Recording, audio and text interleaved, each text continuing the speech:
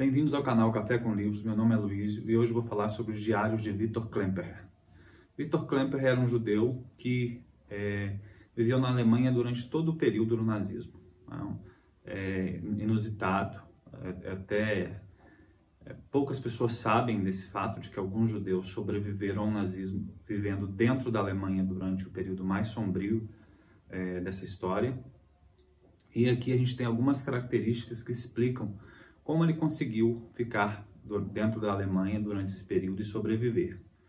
Esses diários procuram retratar o período da ascensão de Hitler até o fim da guerra em 1945, de 1933 a 1945. Esse diário, ele correu um risco muito grande ao escrever. Ele fez questão de escrever esse diário no momento em que estava acontecendo, em que as coisas estavam acontecendo. Então ele não queria escrever depois, ele não queria dar um testemunho depois que tivesse acontecido. Ele fez muita questão de registrar como se fosse um registro do momento, no momento. Então ele escreveu, registrou nomes, registrou situações, registrou o horror que se instalava na Alemanha, e se referindo a todo o contexto e as pessoas que ele conhecia, com quem ele convivia. Inclusive, se esses diários tivessem caído nas mãos da polícia nazista, ele e as pessoas citadas aqui correriam um grande risco. Provavelmente seriam todas mortas, mas ele fez questão de escrever e guardar esses diários. Aqui é apenas uma parte. É um tijolo de quase 1000 páginas, ele foi editado, não foram, todas as páginas não foram transcritas para essa edição, por vocês terem ideia de quanta coisa ele escreveu. Mas ele queria escrever isso com um senso de dever, um senso de, até ele diria o seguinte, o único heroísmo possível para ele era esse. Era um senso de dever de deixar registrado para a história o que estava acontecendo na Alemanha. Algo que assombrou ele profundamente. A gente começa aqui pela questão de por que ele ter sobrevivido. Por que ele sobreviveu? Como que ele conseguiu sobreviver? Bem, ele não se considerava judeu. Ele se considerava um alemão. Ele passou por um processo, como vários outros judeus, de assimilação completa à identidade alemã. Inclusive ele já tinha se convertido à religião protestante, ele não praticava a religião de seus pais, ele havia lutado na Primeira Guerra Mundial, havia sido um soldado condecorado na Primeira Guerra Mundial, tinha muito orgulho da cultura e da civilização alemã, e se casou com uma mulher, no contexto aqui, uma ariana. Ele se casou com uma mulher alemã, ele não se casou com uma judia. Então são esses fatores que o protegeram de certa maneira. O fato de ter um casamento misto, de ter se convertido à religião protestante, de ter sido condecorado por bravura na Primeira Guerra Mundial. São esses fatores que o protegeram de certa maneira.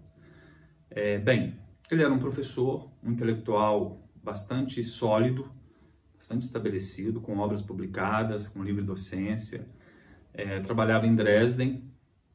E aí, logo no início, um dos primeiros problemas que ele enfrentou foi o problema do emprego. Começa uma perseguição gradativa onde ele trabalha. Os alunos vão diminuindo, os congressos, ele não é convidado para os congressos que acontecem, os colegas de trabalho começam a evitá-lo. Então, são esses primeiros pequenos detalhes que começam a tornar a vida dele difícil no início. Um detalhe aqui também que chama a atenção no início desse diário, dessa descrição da realidade na Alemanha, é que o Hitler foi muito subestimado, o regime nazista foi muito subestimado.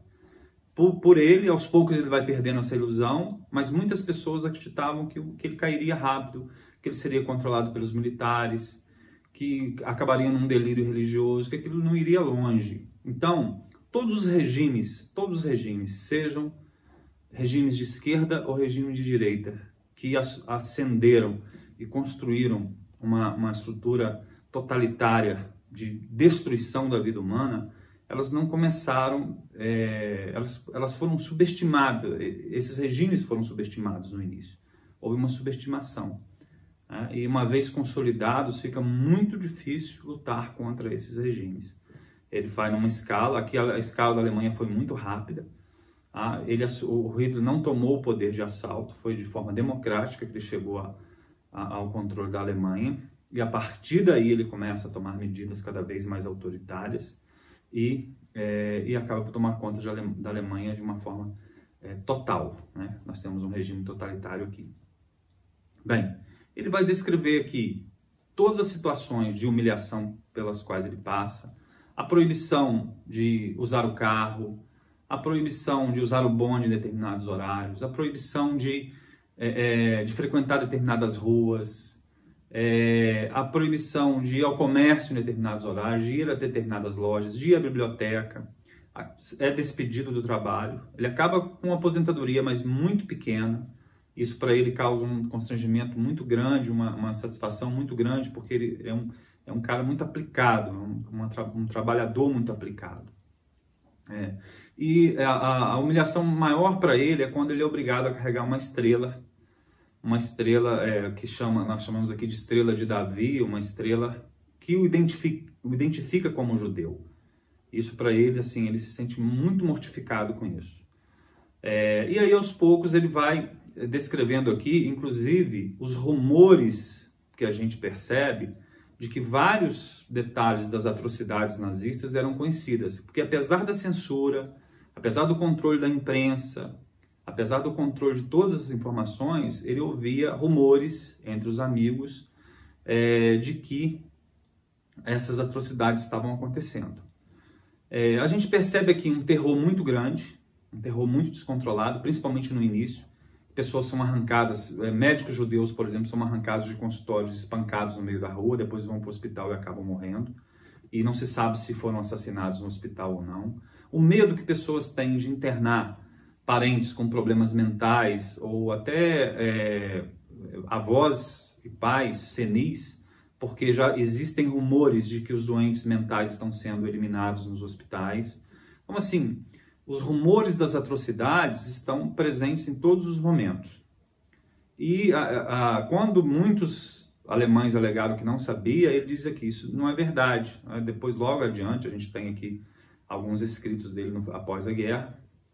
Isso não é verdade, porque ele ouvia falar disso. Olha, outra coisa importante aqui é a coragem da mulher dele, o amor desse casal. Porque várias famílias, várias pessoas foram estimuladas a se separar de um par judeu. E ela foi fiel a ele até o final, enfrentou muitas dificuldades, sofreram muito, dificuldades financeiras, dificuldades de alimentos, dificuldades de habitação, porque eles acabam perdendo a casa também. Mas até o final ela se manteve fiel a ele e ele a ela também. É um amor muito genuíno desse casal aqui. É uma prova assim de que há um certo heroísmo nesse amor cotidiano, do dia a dia, de uma pessoa ser fiel à outra, num sentido muito maior do que apenas um enlace de atração, de efeito sexual, vamos dizer assim. Até uma construção muito maior. E isso acaba também por protegê-lo bastante nesse contexto. O que nós temos aqui também, os interesses num regime totalitário. As pessoas que ficam do lado desse regime, elas têm interesses no emprego da pessoa que é perseguida, no carro da pessoa que é perseguida, o interesse na casa. Então, o regime totalitário, ele não se instala apenas pelo terror. Existe o terror, mas existe também um interesse. Existe um interesse na carreira do outro, na vida do outro, nas rendas do outro, no dinheiro do outro. Ele diz aqui também, logo no início, que as pessoas têm muito medo, além do terror de ser presa e de ser espancada, elas têm muito medo de perder o emprego. Um pai de família tem muito medo de perder um emprego. Então, essa coragem de se colocar contra o regime e perder o ganha-pão, uma coragem que nem todos têm, e não dá nem para julgar, porque nós não sabemos o que faríamos no lugar das pessoas que enfrentaram essa situação. Mas dá para a gente fazer uma análise do que foi essa vida a partir do testemunho desse judeu. Ele não se considerava judeu pelo aspecto religioso, vamos dizer assim, né? E o antissemitismo ele é muito antigo na Europa. O antissemitismo ele é muito antigo. O antissemitismo ele já durava séculos, mas aqui ele tem uma conotação que vem desde o século XIX, uma conotação diferente. Ela deixa de ser uma conotação religiosa e passa a ter uma conotação de sangue, uma conotação biológica, que a gente vai chamar aqui de raça. Então eles vão procurar frações de sangue judeu nas pessoas.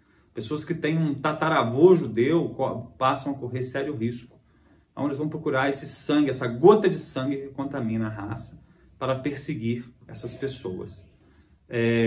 Um detalhe, ele continua a escrever, ele continua a ler muito, ele tem acesso a livros, as pessoas emprestam livro para ele consegue livros, embora seja proibido de frequentar as bibliotecas. Ele escreve muito, ele começa a escrever aqui uma história da literatura francesa, ele começa a escrever uma autobiografia dele, e, além disso, esse diário. E preparar ainda apontamentos para um livro chamado Lingua Tertia Imperii, que é a linguagem do Terceiro Reich. Ele vai mostrar como que usou-se toda uma linguagem para se apropriar da sociedade alemã. Tá? Ele, como eu disse para vocês, ele mora em Dresden e acaba sendo salvo pelo bombardeio que destruiu Dresden. Dresden era uma cidade que foi preservada durante a Segunda Guerra, quase até o finalzinho. No final, num problema mais crítico, a cidade foi bombardeada, ele acabou tendo todos os registros destruídos, ele foge da cidade, arranca a estrela, o estigma de judeu, porque ele fala que naquele momento, se alguém encontrasse ele com aquela estrela, ele seria separado e morto imediatamente, porque o estresse da derrota nazista estava levando a muitas atrocidades, e ele acaba se salvando junto com a mulher dele, e esses diários custaram a ser publicados, só foram publicados a partir do ano de 1990. Tá? Recomendo a leitura, não é uma leitura fácil, mas é uma leitura de um testemunho do que foi a Alemanha nazista. Um abraço a todos e até o próximo vídeo.